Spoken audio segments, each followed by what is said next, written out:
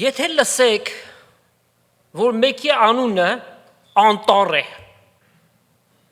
անունը անտառ է, թեկուզ թարգմանաբար, ձեր առաջին հակազդեցությունը, ռեակցիան, արձագանքը ինչ կլինի, անտառ, փոքր ժամանակ ինչ են ասել այդ երեխային, անտառիկ,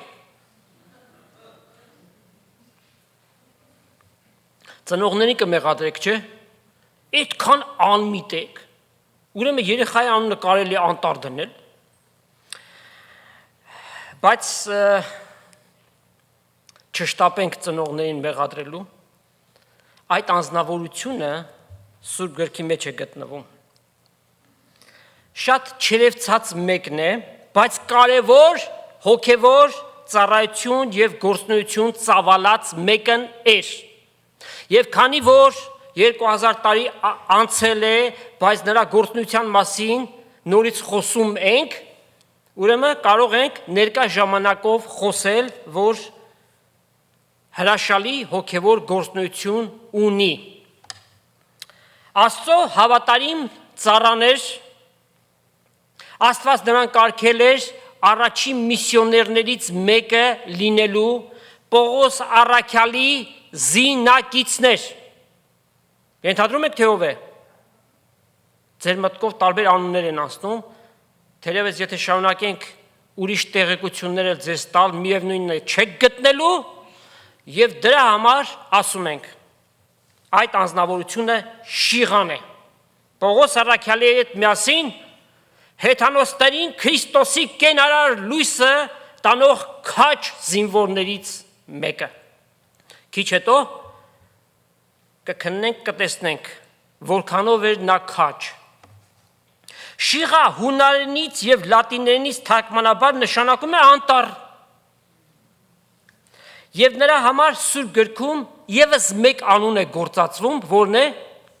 Սիվղիանոս, որ հռոմեական չաստվածի անուն է, դե գիտեք, հեթանոսները ամեն ինչի աստված ունեին, սարերի, օվկիանոսների, լճերի, բնության մեջ ինչ որ կար, թումբ ու փոսի աստված, Սիվղիանոսը համարվում էր ծառերի աստվածը, Roman God of Trees, եւ նրանք ովքեր որ անտառապատ շրջաններում էին ապրում, անտառներին մոտ կամ անտառների մեջ,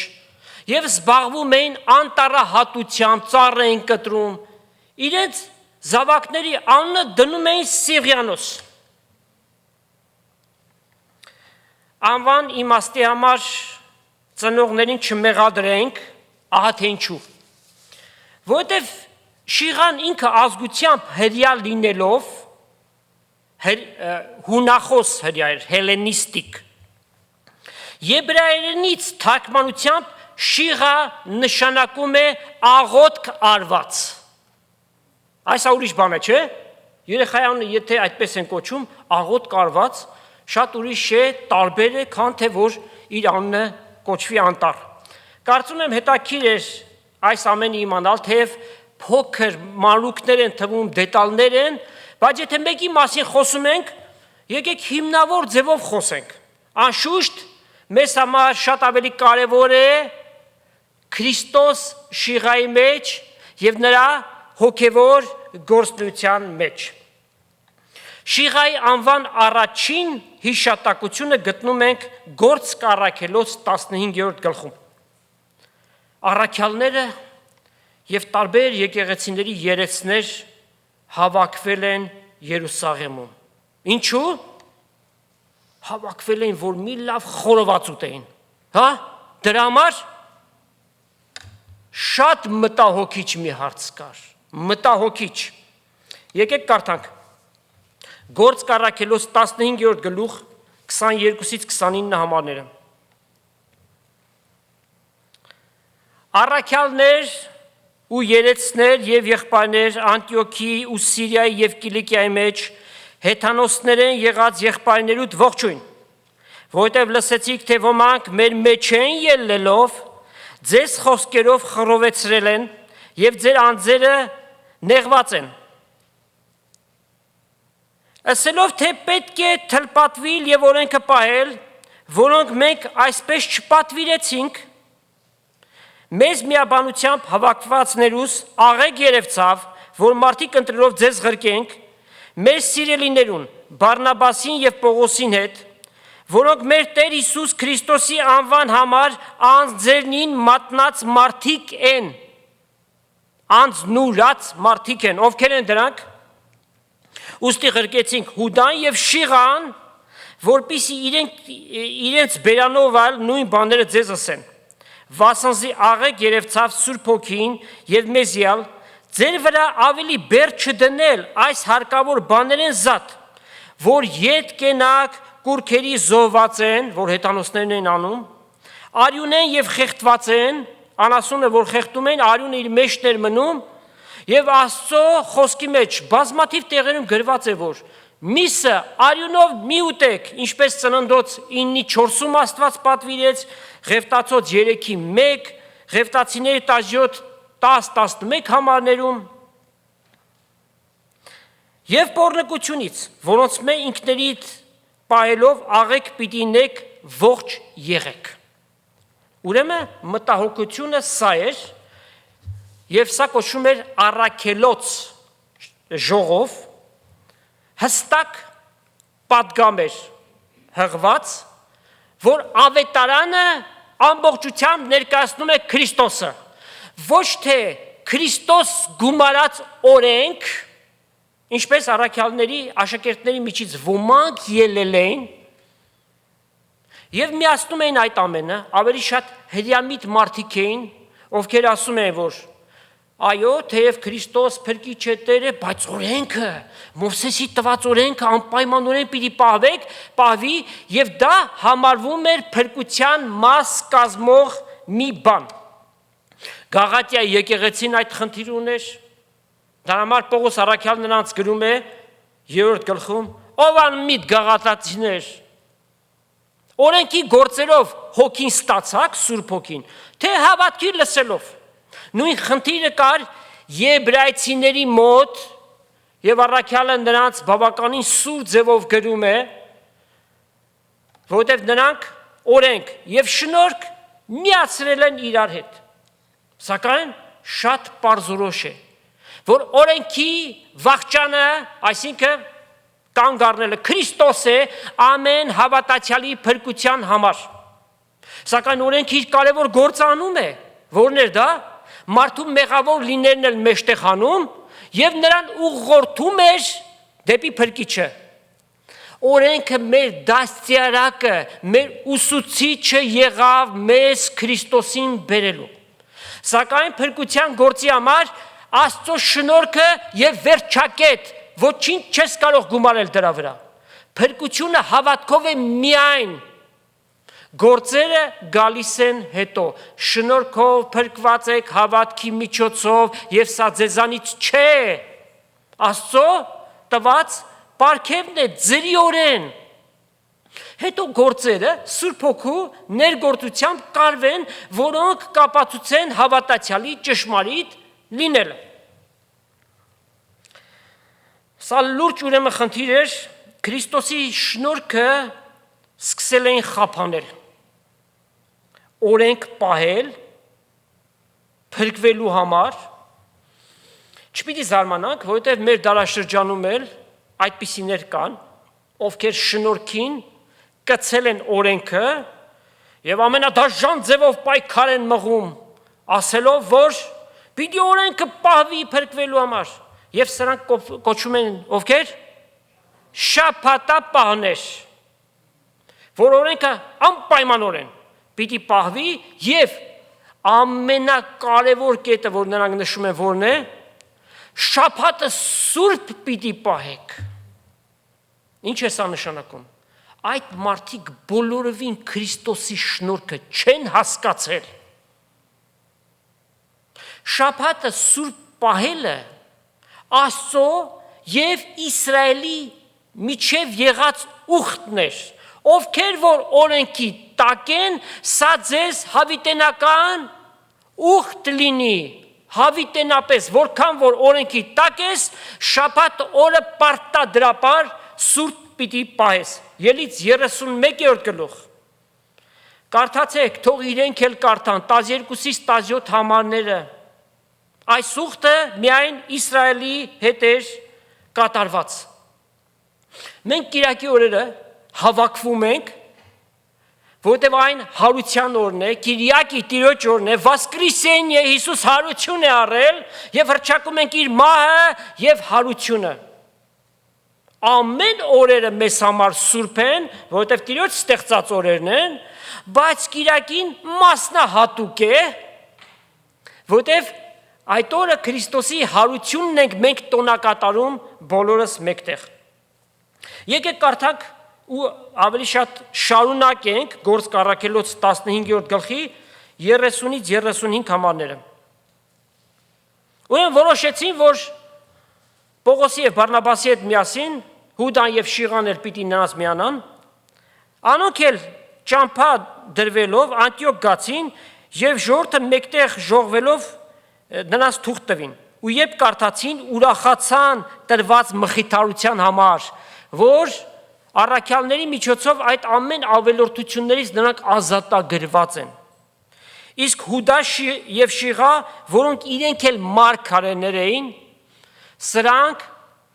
նոր ուխտի մարգարեներն են, սրանք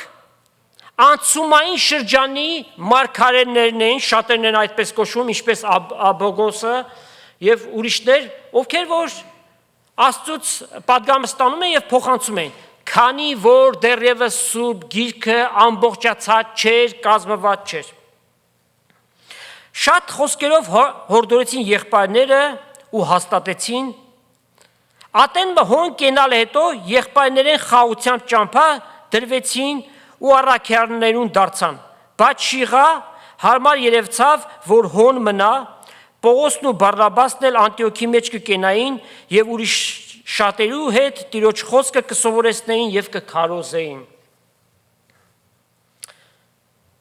Դրանից հետո եթե կարդաք, մենք կտեսնենք հետեւյալը, որ Պողոսի եւ Բարնաբասի միջև վիճաբանություն առաջացավ Հովանես Մարկոսի կապակցությամբ,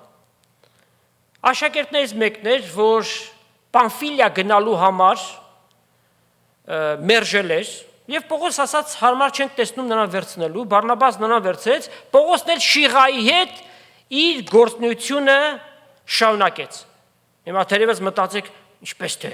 առաքյալների մեջ էլ կարող էր պատահել այսպիսի բաներ, միթե նրանք մահկանացու մարդիկ չէին։ Այո, պատահեց, բայց այդ ամենը ի վերջո հարթվեց եւ եթե կարդանք նույն 15-րդ գլխի Գործք առաքելոց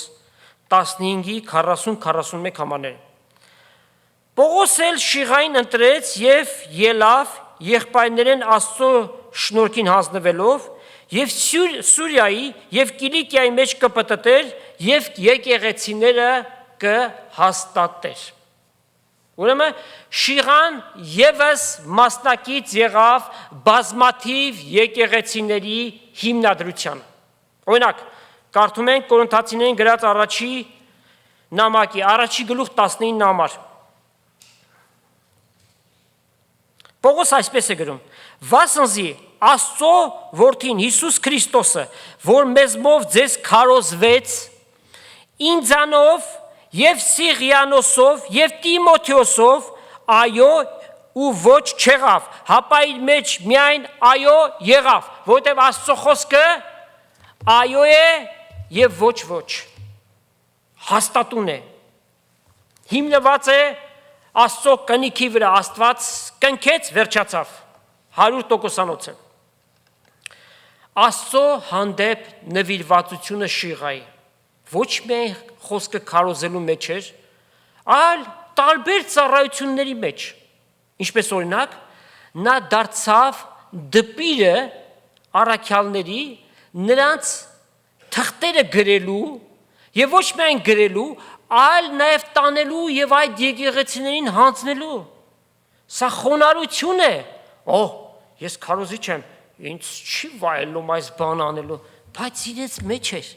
Խոնարհությամբ այդ ամենը անում էր։ Եկեք կարդանք, թե Պետրոս առաքյալ ինչ է ասում Շիղայի մասին։ Առաջի իր նամակի մեջ է 5-րդ գլուխ եւ 12 համար։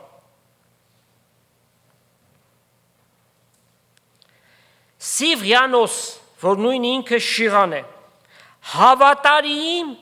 եղբոր ձեռքով, ինչպես ես կկարծեմ, համառոտ մը ձեզի գրեցի, հորդորելով ու վկայելով, թե այս է Աստծո ճշմարիտ շնորհքը,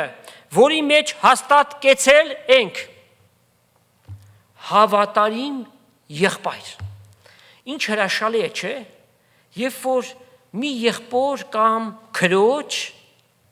անձի հանդեպ կա այդ կարծիքը, ձևավորված կարծիքը, որ այս եղբայրը, այս քույրը Աստծուն որքան հավատարիմ է։ Եթե կա հավատարմություն, ապա նաև նրանցի հանդեպ կա վստահություն, որտեղ մեկը մյուսից են բխում։ Եթե կա վստահություն, նաև նշանակում է այդ անձնավորությունը անկեղծ է իր ծառայության մեջ։ Եթե անկեղծ է, ուրեմն նաև ինչ է, խոնար է։ Մեկը մյուսի ետևից այս ամենը։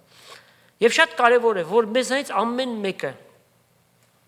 ջանք անենք, փափագը ունենանք Աստծուն հավատարիմ գտնվելու ամեն իրավիճակների մեջ։ Տեր Հիսուս իր հետևյալ խոսքերում ամեն մեկիս մարտահրավեր է անում, challenge է անում։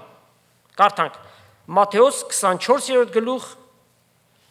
45-ից 51 համարները։ Ով է այն հավատարիմ եւ իմաստուն ծառան, որ իր Տերը իր ծառաների վրա դրեց, որպիսի ատենին անոնց կերակուր տա։ Երանի այն ծառային, որ իր Տերը եկած ատենը պիտի տեսնե, թե այնպես հրած է։ Ճշմարիտ կսեմ ձեզի, որ իր բոլոր ունեցածի վրա պիտի կեսնե զանիկա։ Հապա եթե այն չար ծառան իր սրտի մեջ ասե, իմ Տերս իր գալը կուշացնե եւ սկսի իր ծառայեցիներին ծեծել, գինովներու հետ ուտել, խմել, այսինքն աշխարհի կյանքի անցնի, այն ծառային Տերը պիտի գա այնպիսի օրը, որ նա չէր սպասում, եւ այնպիսի ժամումը, որ չգիտեր, եւ զանիկա մեջտեղեն պիտի կտրե, եւ անոր բաժինը կեղծավորների հետ պիտի լա, հոն պիտի լա լալ եւ ակրաների կրճտոց։ Շատ խիստ են այս խոսքերը գրված։ Հավատարմություն Տիրոջ հանդեպ, նրա գործի հանդեպ շատ կարևոր մի հանգամանք է հավատացյալի կյանքի մեջ։ Սուրբ Հոգին ունի պտուղ, ոչ թե պտուղներ, այլ պտուղ։ Մեկ պտուղ 9 բաղադրիչ, կոմպոնենտներ, եւ դրանցից մեկը որն է, հավատարմությունը։ Ինչի մասն եք խոսում, չէ՞։ Սեր, խնդություն, խաղություն, հեզություն, բարություն, ժուշկալություն, հավատարմությունը դրանցից մեկն է։ Faithfulness, վերնեստ ռուսերենով։ Հիսուս Զմուրնիայի եկեղեցուն պատգամ հղեց, Հայտնություն 2-րդ գլուխ եւ 10 համար։ Մի վախեցիր փորձություններից, Հիսուսի անվան համար հալածանքներից, միջև մահ, ինչ եղիր, հավատարիմ եղիր, ոչ թե միջև ծերության այն պահը, երբ որ այս կյանքից պիտի հեռանաս, այո դա էլ կարևոր է, բայց միջև մեռնելու աշխան, եթե Աստծո փառքի իր անվան համար անգամ քեզ սպանեն, հավատարիմ եղիր եւ ինչ կստանաս, կենաց պսակը պիտի ստանաս։ Հավատարիմ ծառա, հավատարիմ Տիրոջ հանդեպ։ Ամեն մեկս եկեք նյութի համեմատ մեր անձերը քննենք։ Մենք որ չափով ենք հավատարիմ Տիրոջը։ Երբ որ այս հարցումը մենք մեզ տանք, Սուրբ Հոգին մեր մտքերի մեջ պիտի բանա, որ չափով։ Շիղայի համար վկայված էր հավատարիմ Աստծո զավակը։ Տիրոջ գործը իր համար առաջնային էր։ Առաքյալների, աշակերտների կյանքը քննում ենք, մոռացած էին իրենց անձերը։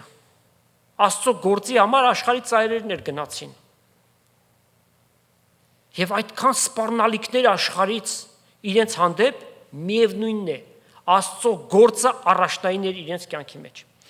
Եվ Աստված այս սպասելիքը ոչ միայն առաքյալներից, աշակերտներից ուներ, այս ակնկալությունը, ոչ միայն նախորդ դարերի հավատացյալներից, այլ նաև 21-րդ դարի հավատացյալից, որովհետև Աստծո խոսքը երբեք չի փոխվում։ Նույն ակնկալիքը Աստված ունի մեզանից ամեն մեկից։ Առաջ Աստծո գործը, առաջ Աստծո ծառայությունը, առաջ Աստծո պաշտամունքը, դրանից հետո լեցուն բաներ մեր կյանքերի մեջ, մեր կենցաղը։ Անշուշտ այստեղ մի աստղանիշ դնենք եւ բացատրություն տանք, որպիսի չնկատվենք որպես շատ ծայրահեղ մտածողներ։ Եթե կա որևէ հրատապ մի բան, emergency, եթե կա մի այնպիսի իրավիճակ, դեպք է պատահել, անհետաձգելի է բառի բուն իմաստով, անշուշտ որ այս դեպքերը արդարացված են, բայց այն ինչ որ պատկանում է Աստծուն, ինչ որ Աստծո համար է, priority, առաջնահերթություն պիտի լինի մեր կյանքի մեջ։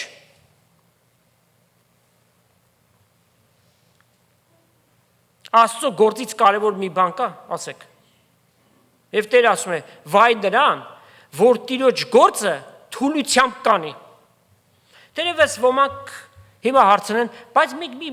այդպիսի ծառայություն էլ չունենք հատուկ։ Երկնքից ամեն ճշմարիտ հավատացյալի տրված է մի շատ կարևոր պարգև։ Աղոթելը շնորհք մնե, այն կգա վերեն։ Աղոթքը զորություն է, աղոթքը սատանայի դեմ զենք է, աղոթքը կարևոր հաղորդակցություն է մեր Տիրոջ հետ։ Աղոթքովդ պատերազմակից եղիր պատերազմող եկեղեցու առաջընթացի համար։ Աշխարհի տարբեր անկյուններում Աստծո փառքի համար չարչարվող, հալածվող եկեղեցու համար։ Քո եղբայրների եւ քույրերի նեղությունների, հիվանդությունների համար։ Սատանայի գործերը քանդվելու եւ Աստծո թագավորությունը հաստատվելու համար, Տեր Հիսուսի երկրորդ գալուստը շուտով լինելու համար, նյութեր, որոնք երբեք չեն վերջանում։ Ահա քեզ ծառայություն, չտեսնված, չերևացող, բայց շատ կարևոր եւ Աստծո առջեւ խիստ պատվական մի ծառայություն։ Աստված իր եկեղեցու թիվը պիտի լրացնի։ Եվ մենք շատ մեծ հույս ունենք, որ շուտով պիտի լինի այդ բանը։ Վերջին մեկ անձնավորությունը, երբ որ ապաշխարի Տեր Հիսուս պիտի հայտնվի, մասնակից եղիր այդ գործի մեջ։ Քո շրջապատում, քո մոտիկների մեջ, անգամ անծանոթների մեջ պահը բռնելով, հասկանալով իրավիճակները, Տիրոջ անունը դավանիր նրանց մոտ։ 1, 2, 3, դրանից հետո չլինի այնպես, որ մարգարիտները խոզերի առջև նետես, բայց լսեցին, իրենք են, որ պատասխան պիտի տան դրանից հետո։ Սատանան սոցիալական շատ կայքեր է մեջտեղ անել եւ գնալով այն զարգանում է, պղծում է մարդկությանը առավել եւ առավել, մարդիկ մեղքերի մեջ են ավելի են պղծվում, սակայն Աստված այդ իրավիճակից բարի գործակից է դարձրել, նույն այդ սոցիալական կայքերը ծառայում են Աստծո խոսքի աշխարհի բոլոր ծայրերում գնալու համար։ Գործածում է սոցիալական կայքերը։ Տարածիր Տիրոջ խոսքը։ Անծանոթ որքան մարդիկ կան։ Մեր ազգակիցներ աշխարհի բոլոր անկյուններում, որպիսի լսեն Քրիստոսի փրկարար ավետարանը։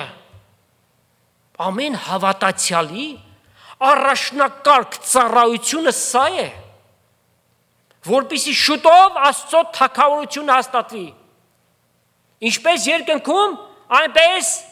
երկրի վրա։ աշակերտների կյանքը քննում ենք, նվիրում հավատարմություն, այս ամենը մեր առջև օրինակ են, ինչպես նաև Շիղայի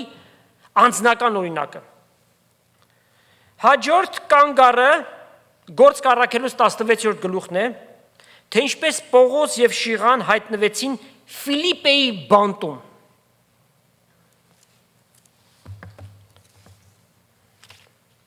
Կարդանք 16-ից 24 համարները, Գործք առաքելուց 16-րդ գլուխ, 16-ից 24 համարները։ Օրը, երբ մենք աղոթքի կերտայինք, աղախին մը պատահեցավ մեզի, որ հարցուկ հոգի ուներ և գուշակություն ունելով իր տերերուն շատ վաստակ կբերեր։ Ուրեմն այդ կնոջը սատանան գործածում էր և տերեր ուներ, ովքեր որ այդ գուշակին գործածում են, փող էին վաստակում։ Նա Պողոսի և մեր ետևից ինգնելով կբորար ու կսեր. այս մարդիկը բարձրյալն Աստծո ծառաներն են, որոնք մեզ փրկության ճամփան կքարոզեն։ Եթե քննենք, այդ կնոջ ասածը ճիշտ մի բան էր, բայց սխալ դիտավորություն կար, որպիսի մարդկանց իրեն բերի։ Այս բանը շատ օրեր կներ, իսկ Պողոս վշտանալով դարձավ ու սավ այդ ոգին. Հիսուս Քրիստոսի անունով հրաման կնեմ քեզի ելիր ատկե։ Նույն ժամուն ելավ։ Երբ տեսան անոր տերերը, որ իրենց վաստակի հույսը կտրվեցավ, որովհետև բիզնես պրոջեկտ էր, չէ՞ դա։ Պողոս ու Շիղան բռնեցին և հրապարակը քաշեցին իշխաններու առջև։ Երբ որ հոգևոր դաշտում, նրանք ովքեր որ խորամանկությամբ, դիտավորությամբ, փող վաստակելու ակնկալիքով գործեր են անում և նրանց գործերը բացահայտվում են, անշուշտ որ հակադարձում պիտի լինի, չէ՞։ Ապա տարին Զանոնք զորագլուխներիքով և ըսին. այս մարդիկը մեր քաղաքը իրար կանցնեն, իրենք հրյա են և այնպիսի սովորություններ կքարոզեն, որոնք արժան չէ մեզ ընդունիլ, ոչ էլ ընել, վասնզի հռոմեացի ենք։ Երբ որ խոսում ենք, որ ավանդություններով և սովորություններով ամբողջ մի ազգի խաբել են, ասում են դուք էսի չեր եք քարոզում։ Մեր ավանդությունները, որ ավանդությունները, հեթանոսության վրա հիմնված ձեր ծեսերը և տոները, բազմությունը նրանց վրա դիզվեցավ, զորագլուխներն ալ բռնությամբ անոնց հանդերձները հանեցին և հրամաններին, որ Զանոնք ծեծեն։ Անոնց շատ վերքեր տալուց հետո բանտը դրին, պատվիրելով բանտապետին, որ զգուշությամբ պահե Զանոնք։ Նա էլ այսպես հրամանը առնելով, Զանոնք ներսի բանտը դրավ ու ոտքերն էլ կոճղերի մեջ ամրացրեց, տեղից չեն կարող շարժվել, էլ փախչելու մասին ոչ մի խոսք չկա։ Բռնություն գործադրեցին ճշմարտությունը քարոզելու համար։ Այս աշխարհի ոգին, սատանայի ոգին է, այն ճշմարտության դեմ է, այն կատաղիորեն պայքարում է ճշմարտության դեմ։ Պողոս առաքյալը անձնապես որքան հալածվեց, իր կյանքին որքան վտանգներ եղան։ Եթե կարդաք, սա տանը ձեզ աշխատանք կարդալու, երկրորդ Կորինթացիս 11-րդ գլուխ 23-ից 30 համարները, ամեն անգամ կարդալուց, ամեն մեկս մեզ պատկերացնենք Պողոս առաքյալի տեղում, նրա կոշիկների մեջ, ինչ զգացողություն կունենանք, թե Աստծո այդ ռահվիրանը ինչպիսի հավատքի կյանք ունեցավ և այդ ամենը մեր առջև որպես օրինակ է դրված։ Կորինթացիներին գրած առաջին նամակում 15-րդ գլուխ 32 համար Պողոս առաքյալ հետևյալն է գրում. Եփեսոսի մեջ մարդկանց նման գազանների հետ մարտնչեցի, ինչ օգուտ, եթե մեռելների հարություն չկա, որովհետև Կորինթոսում ոմանք ասում են մեռելների հարություն չկա։ Եթե մեռելների հարություն չկա, էլ Աստծուն ինչի ենք հավատացել։ Ուտենք, խմենք, զվարճություններով մի օր պիտի մեռնենք։ Մենք ինչի համար ենք հավատացել Աստծուն, որ մեր կենցաղի հարցերը լուծվի, տնտեսական, ֆինանսական, առողջական, այս բաների համար, եթե քո հավատքդ մեռելների հարության համար չէ, դատարկ է։ Բայց մենք հավատացած ենք, որ Քրիստոս մեռելներից հարություն առնելով մահը նրա վրա իշխանություն չունի։ Եվ մենք էլ թեև մեռնենք, պիտի հավիտյանս հավիտենից ապրենք Աստծո թագավորության մեջ։ Ասում է, մարդկանց նման գազանների հետ մարտնչեցի։ Մարդը երբ որ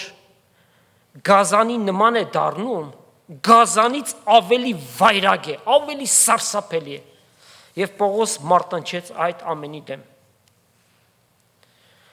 Ով է Հիսուսի անվան համար գոնե մի ապտակ ստացել։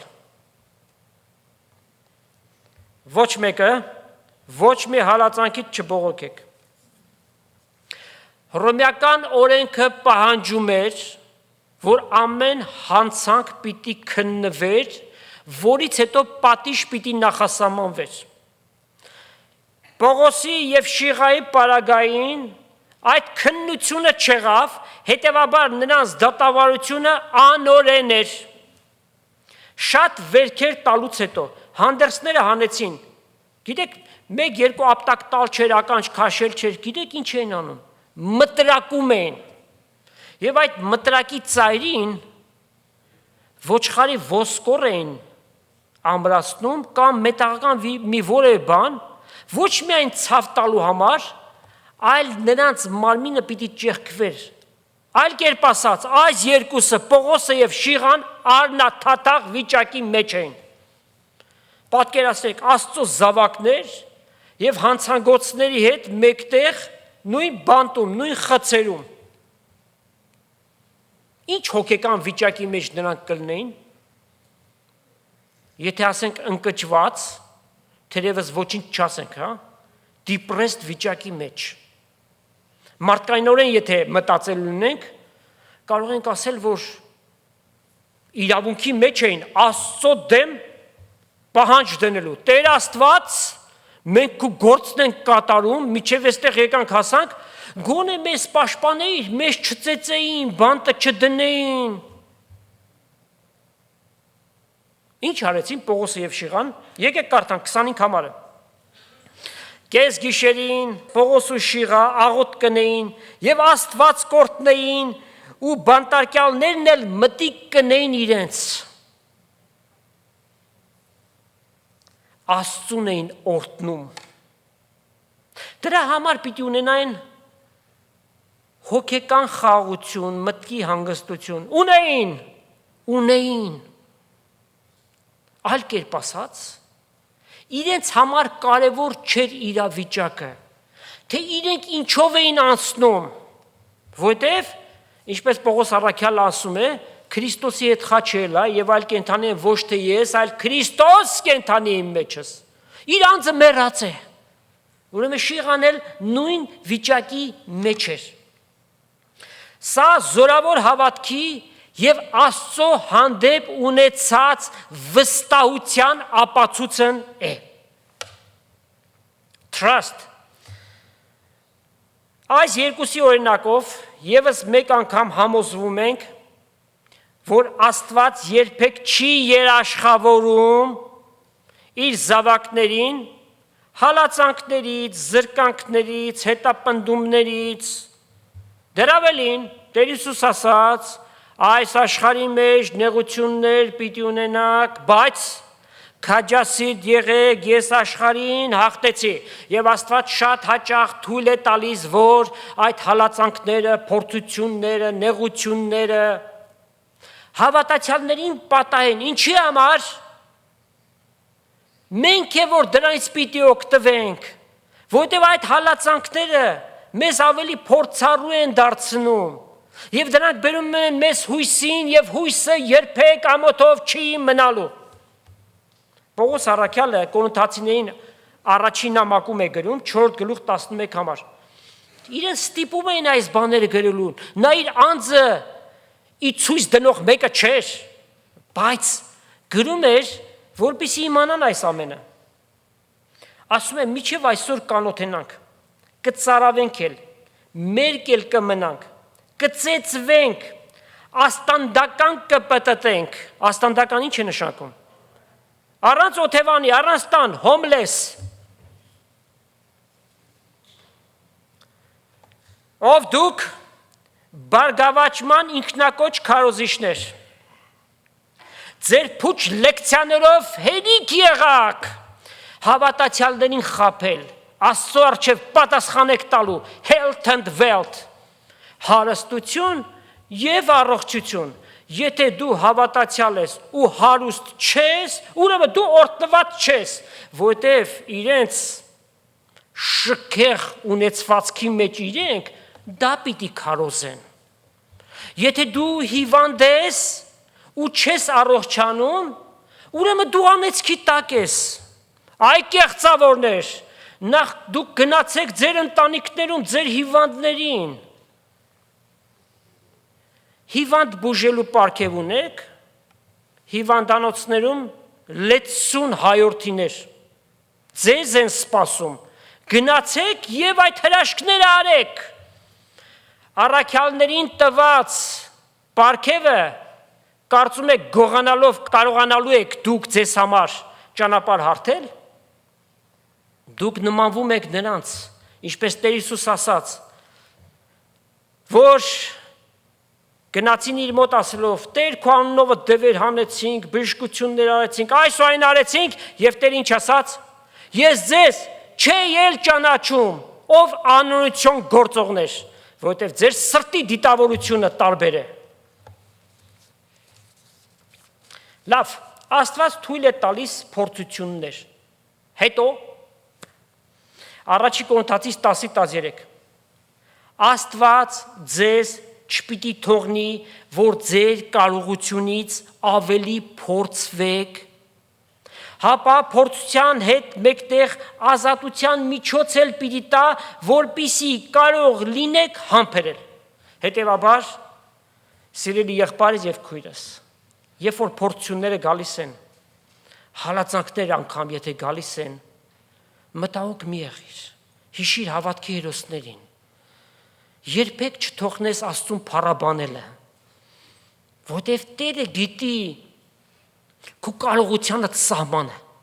դրանից ավելի չպիտի թողնի, որպեսզի դու փորձվես, այլ ազատության միջոցը պիտի գա։ Ուրեմն Պողոսի և Շիղայի քաջությունը տեսանք և ազատության միջոցը չուշացավ։ Եկեք կարդանք 26-34 համարները Գործք առաքելոց 16-րդ գլխի։ Հանկարծ մեծ շարժմը եղավ, այնպես որ բանտի հիմերը սասանեցան, անմիջապես բոլոր դռները բացվեցին, ամենուն կապերը արձակվեցին, բանտապետը երբ արթնացավ ու բանտի դռները բացված տեսավ, թուրը քաշեց, որ ինքը իրեն սպանի, կարծելով, թե կապվածները փախել են, որովհետև եթե ինքը իրեն չսպաներ, իրեն պիտի սպանեին։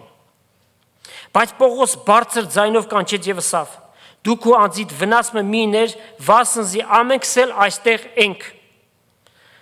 Նա ճրակը ուզեց ու ներս վազեց և դողալով Պողոսին և Շիղային առջև ընկավ և զանոնք դուրս բերելով ասավ. Տերեր ինչ պիտի ինեմ, որ փրկվիմ։ Անոնք ալսին, հավատա Տեր Հիսուս Քրիստոսին և պիտի փրկվեք դուք և քո տունդ։ Եվ Տիրոջ խոսքը խոսեցան անոր և այն ամենուն, որոնք անոր տան մեջ էին։ Ուրեմն տան բոլոր անդամներին Աստծո խոսքը խոսեցին։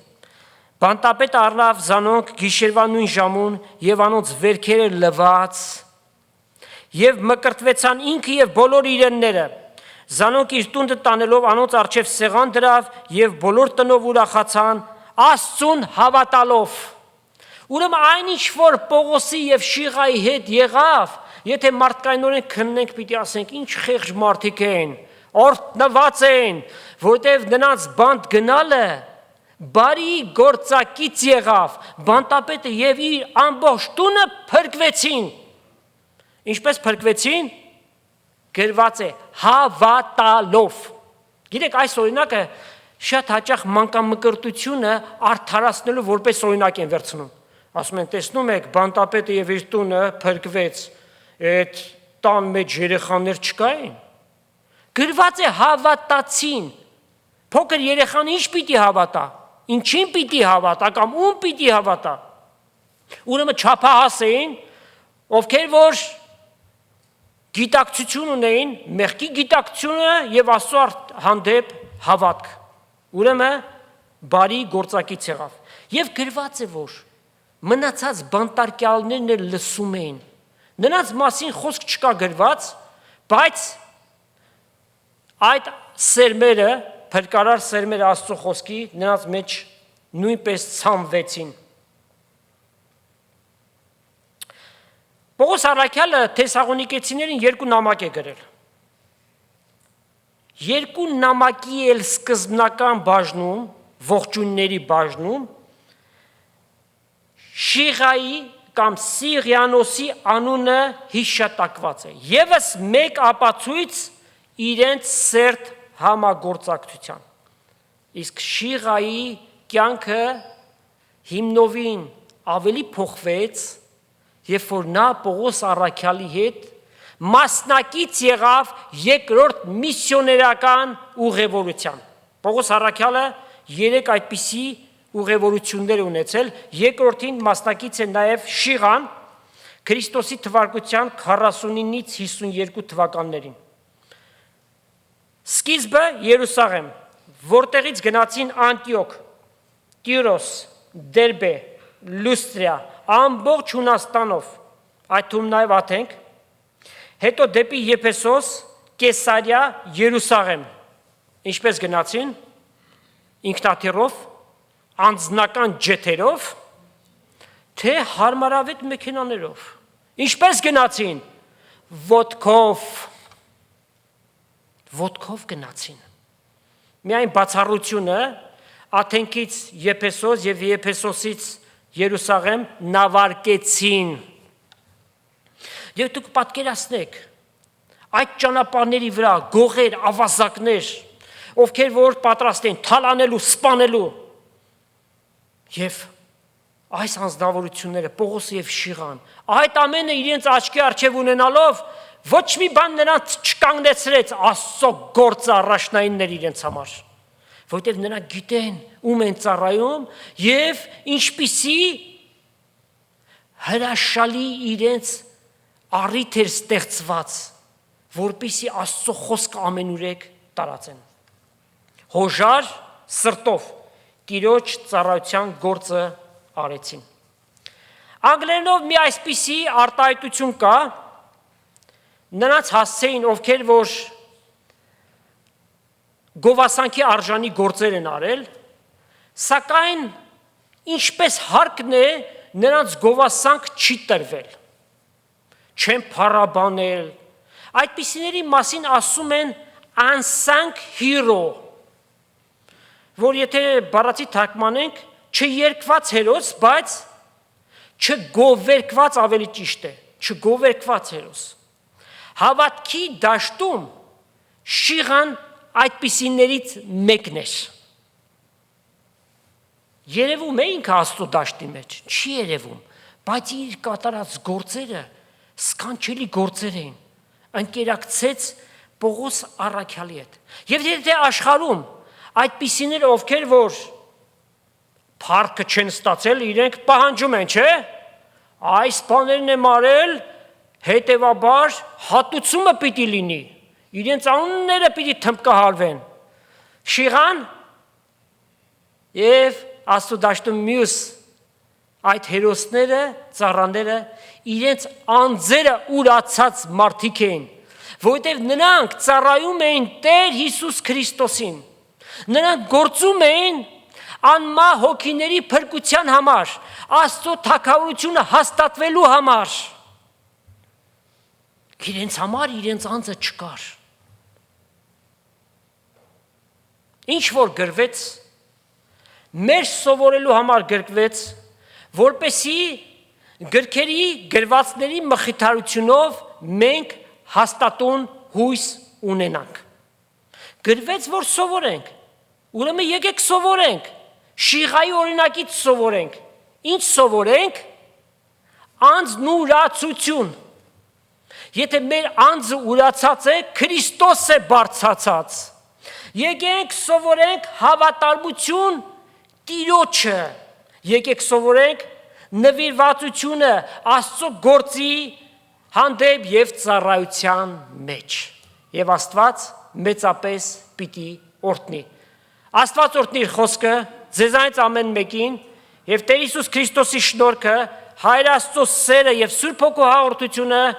Աստծո ժողովրդի հետ լինի։ Ամեն։